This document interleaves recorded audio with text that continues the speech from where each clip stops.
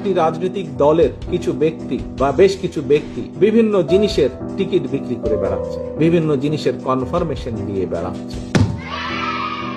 আমরা ধানের শীষে ভোট দিলে আমরা জান্নাত পাবো, এটা আমরা বলতে পারি।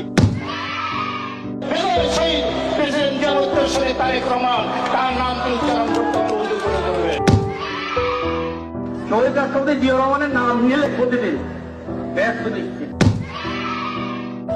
বেগম খালেদা জিয়া যার নাম উচ্চারণ করলে মুখটা পবিত্র হয়ে যায়।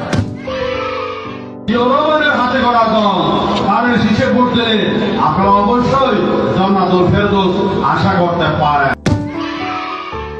আপনার স্বামী যার পায়ের নিচে আপনার মেয়ে, সেই পুরুষ মানুষগুলো কেন বলতে চাচ্ছে, তাদেরকে বলবো বাড়ি বাড়ি গিয়ে মা বোন চাচি খালাদের বলে দেবেন ভোট ধানের শীষে দিতে হবে।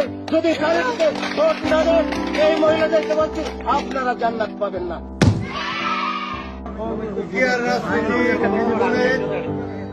আমি মক্কা মনে করি সাধারণ তুদুরির এই বাড়িটা। যারা পাল্লা মার্কে ভোট দিবে বরং এরা দুযোগে যাওয়ার সম্ভাবনা বেশি। বিভিন্ন বাড়িতে যাইয়া আমাদের ধানের শীষের পক্ষে কথা বলবে।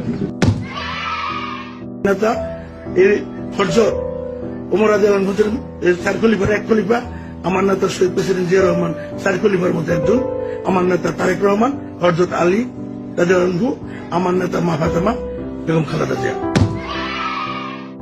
আমরা মদিনা ইসলামের চর্চা করি, আমরা মদিনা ইসলামে বিশ্বাস করি। শরিয়া আইনের ব্যাপারে ওটাও বলেছে কিন্তু যে আমরা শরিয়া আইনে বিশ্বাস করি না।